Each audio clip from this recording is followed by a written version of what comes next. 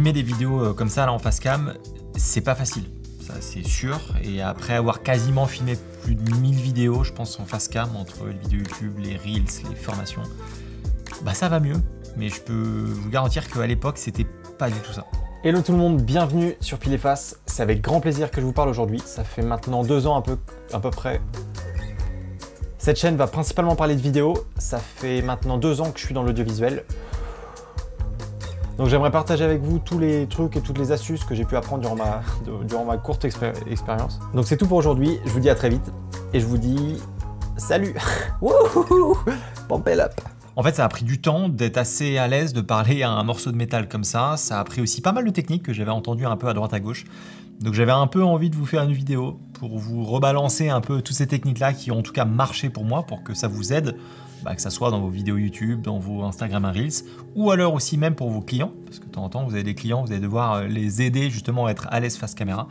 Cette vidéo, elle va être pour vous aussi. Dans tous les cas, faut se dire que se filmer face caméra comme ça, c'est pas naturel.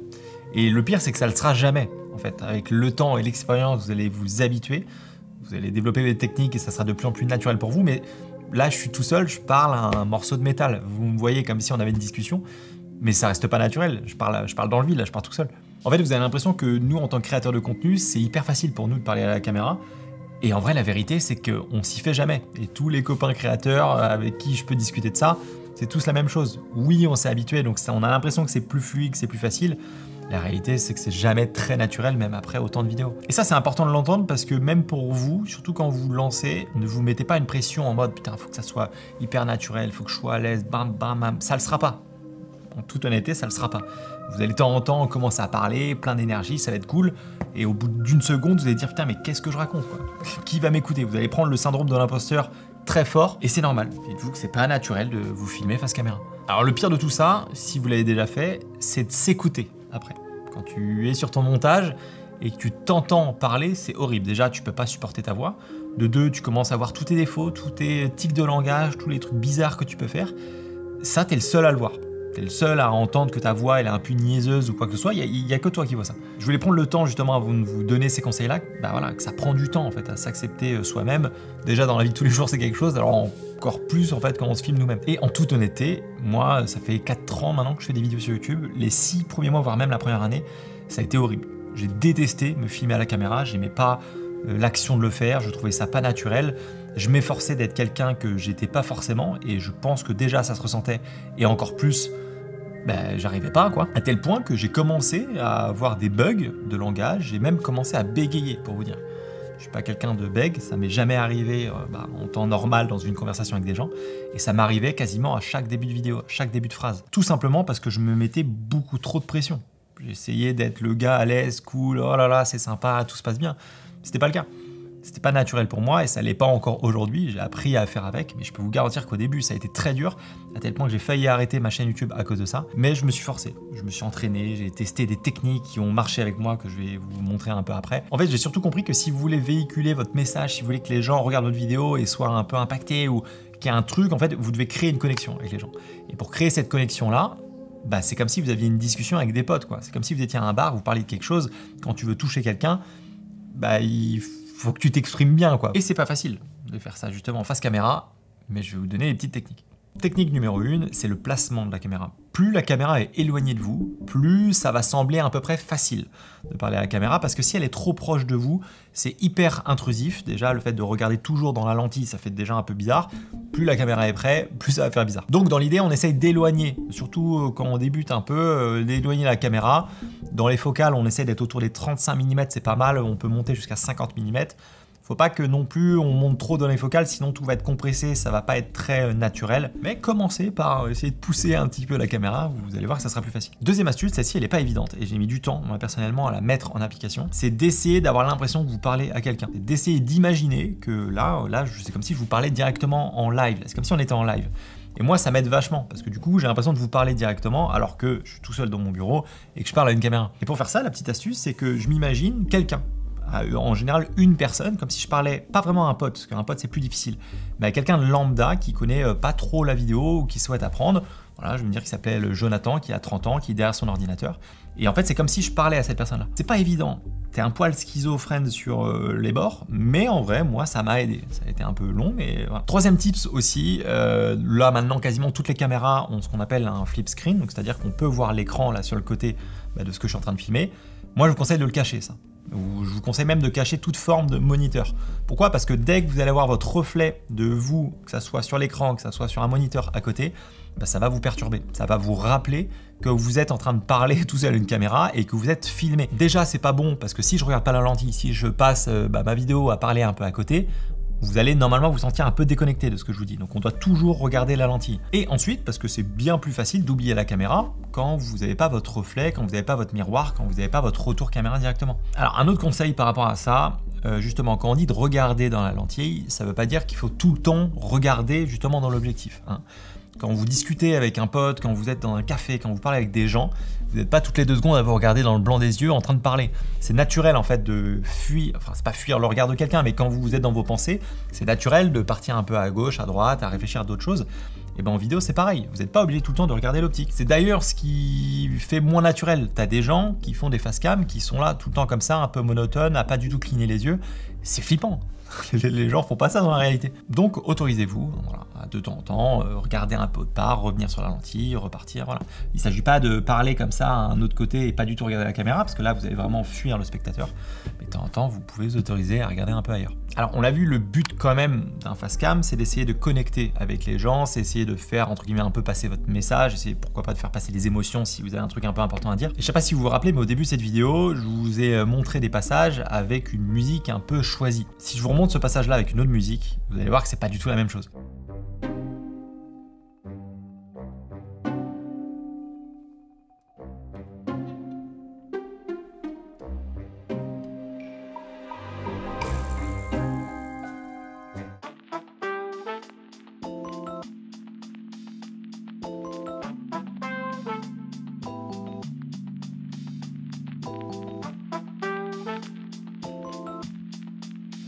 Ça, c'est un truc qu'on oublie souvent aussi dans les facecam, mais la musique va vous permettre de propulser un peu plus votre message, à faire comprendre à l'audience dans quel mood vous êtes. Est-ce que c'est quelque chose de triste, de dramatique, d'excitant? Et ça, c'est véhiculé d'une part par votre timbre de voix, qu'on verra aussi un peu après, mais aussi par la musique que vous avez choisie. Et pour ça, on a des sites comme par exemple Artlist qui vont vous aider à trouver cette musique-là. Déjà parce que c'est très bien rangé avec des catégories, avec des moods, avec des styles aussi. Moi, il y a un filtre justement que j'utilise tout le temps, c'est le filtre ambiant. Je mets toujours le filtre ambiant avec un mood et ça me permet un peu d'avoir quelque chose de plus, on va dire un peu atmosphérique limite, et pas vraiment que ça soit une musique, mais plutôt c'est le bateau qui emmène mon message. Maintenant, si jamais vous êtes moins à l'aise, que ça soit en facecam ou même en voix off, Artlist a aussi une partie justement de génération de voix off. C'est assez intéressant parce que déjà, on a plusieurs styles, on peut lui faire exactement dire ce qu'on veut, hein, on a juste à écrire et lui il va le dire. Et justement, ils ont récemment sorti une partie où on peut nous-mêmes donner une voix et justement la faire retranscrire dans une voix différente. Et ça peut être pratique si jamais un client vous demande d'avoir une voix féminine et que vous êtes, vous êtes un homme, plutôt que d'essayer de faire une voix de fille, hein, que je vais pas essayer de faire parce que sinon ça va être compliqué pour moi, mais vous allez pouvoir du coup refaire cette voix là avec un timbre de voix un peu plus féminin, et ça honnêtement ça peut être très pratique dans nos projets pro et aussi dans nos projets pourquoi pas YouTube. Dans tous les cas, Artlist c'est une des plateformes que j'utilise le plus, hein, que ce soit pour la musique, pour les SFX, pour les templates, pour les vidéos libres de droit, donc voilà, si jamais ça vous intéresse, c'est le premier lien qui est en description, et si vous passez par mon lien, vous aurez 2 mois supplémentaires gratuits si vous prenez le plan annuel. Une autre chose qu'on oublie aussi quand on se filme face caméra, c'est le non-verbal. Donc c'est les mains, c'est le sourire, c'est les poses, c'est les petites intonations, ces choses-là. Et c'est quelque chose qui est important de faire quand on se filme face caméra. Par contre, faut pas le faire si vous n'avez pas l'habitude de le faire de base. Si vous êtes quelqu'un d'assez introverti, quand vous parlez en groupe, vous utilisez très peu vos mains, très peu de sourire, tout ça, n'allez pas vous forcer à faire des grands gestes de partout et de sourire comme ça tout le temps, ça va être bizarre en fait. Faut pas se travestir quand on fait justement des vidéos face cam. Maintenant, il est vrai qu'il faut essayer de donner un peu plus que dans la réalité. Quand vous parlez avec quelqu'un, quand vous parlez avec un pote en face de lui, vous allez peut-être parler un peu moins fort, parler un peu moins avec des gestes, voilà. L'idée, quand on se filme en face cam, c'est d'essayer un petit peu d'amplifier, de pas surjouer, mais un petit peu d'amplifier. Je sais que moi, en règle générale, j'articule assez mal. Enfin, quand je parle avec quelqu'un, je vais avoir tendance à un petit peu à manger les mots. Je fais des efforts quand je suis en face cam. Donc je vais un peu plus articuler, je vais parler un peu plus fort que d'habitude, et peut-être que je vais parler aussi un peu plus avec mes mains. Au début, c'était pas hyper naturel, et maintenant que j'ai pris le pli, voilà, c'est devenu un peu plus évident, et là je me rends pas trop compte de ce que je fais avec mes mains, c'est devenu plus naturel. Alors une autre chose aussi, donc ça c'est un peu terrible et je le vois énormément, c'est les intonations. Si jamais je continue ma vidéo comme ça et que je reste à peu près sur le même timbre de voix et que je vais vous expliquer que le tips d'après, c'est d'essayer de respirer un petit peu entre les phrases parce que sinon, ça devient un petit peu monotone. En fait, vous voyez que c'est chiant. C'est chiant et vous allez vite partir. On est obligé encore plus quand, voilà, le but c'est de capter un peu l'attention des gens, c'est d'essayer qu'ils restent le plus longtemps sur notre vidéo. On est obligé de faire des montées, des descentes, de finir nos phrases, de temps en temps appuyer certains mots parce que c'est important de dire que quand vous filmez avec une caméra, faut pas faire des gros mouvements. Bon, j'abuse un peu. Mais vous voyez un peu l'idée. On essaye un peu de temps en temps d'appuyer sur certains mots, de laisser des pauses aussi entre des phrases. En fait, l'intonation va faire qu'on va rester sur votre vidéo parce que ça va nous donner envie d'en savoir la suite. Vous allez un peu plus nous captiver et c'est ce qui fait tout en fait. Quand vous racontez une histoire, quand vous écoutez quelqu'un raconter une histoire qui vous passionne, essayez de vous poser et d'entendre comment il la raconte, comment il finit ses phrases, comment il les commence, est-ce qu'il appuie sur certains mots ou pas. Ça, c'est un exercice qui est dur. Honnêtement, ça va prendre du temps de s'habituer à faire cette partie-là, mais plus tôt vous allez réussir à le faire dans vos histoires, dans ce que vous allez raconter, dans vos facecam, meilleures vos vidéos seront. Parce que oui, jusqu'ici, on n'a pas trop parlé de la préparation. Avant de tourner, en général, il y a deux méthodes quand vous voulez filmer un facecam, ou que ce soit pour vous ou pour un client. Vous avez soit la méthode des bullet points, c'est-à-dire que vous allez écrire entre guillemets ce que vous voulez dire sous forme de bullet points. Il ne s'agit pas d'écrire au mot à mot, mais plutôt de donner un petit peu l'idée générale. Et la deuxième option, c'est d'écrire tout le texte au mot à mot. C'est faire ce qu'on appelle un script. Et ce script-là, on va le donner à ce qu'on appelle un prompteur. Donc c'est un espèce de miroir qui va nous permettre justement de lire un texte face caméra. Moi, c'est une des méthodes que j'utilise énormément. Il y a énormément de mes vidéos qui sont scriptées au mot à mot et que je lis justement au moment de faire mon facecam. La deuxième solution du prompteur, ça demande aussi pas mal d'entraînement, d'être assez à l'aise, de réussir à sortir un peu du prompteur, d'essayer de cacher en fait que c'est lu. Donc cette deuxième option-là, c'est pas celle que je vous conseille le plus quand vous démarrez.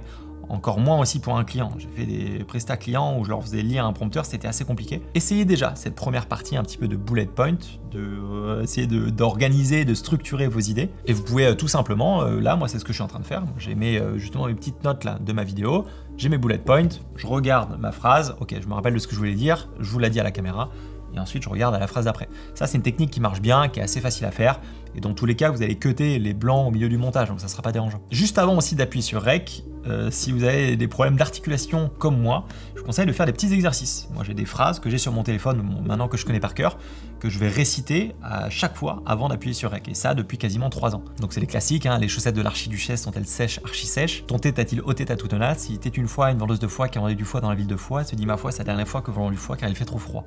Et encore là j'ai bafouillé. Ces petites phrases là ça va vous aider à un peu entraîner votre mâchoire à bien ouvrir. Encore une fois, faut pas trop en abuser. Un truc qui peut bien marcher aussi, que moi je faisais moins, mais que j'ai vu que ça marchait chez d'autres, c'est quand vous êtes un peu moins à l'aise à faire du face caméra, c'est faire quelques phrases en face caméra, et le reste, vous le faites en voix off. Ça peut être sympa parce que c'est important pour nous, en tant que spectateurs, quand on regarde votre vidéo, de voir parler en fait. On connecte beaucoup plus avec la personne comme ça, mais on n'est pas obligé de vous voir tout le long de la vidéo. Donc ça peut être une bonne technique de faire un peu la vidéo d'intro comme ça en face caméra, ou faire quelques phrases dans votre déroulé, et vous rajoutez par-dessus ça des voix off. La voix off, ça sera beaucoup plus facile à faire parce que c'est moins intimidant, vous allez pouvoir la faire quasiment au moment du montage, et d'un point de vue narration, c'est plus facile parce que vous pouvez même écrire votre texte et le lire.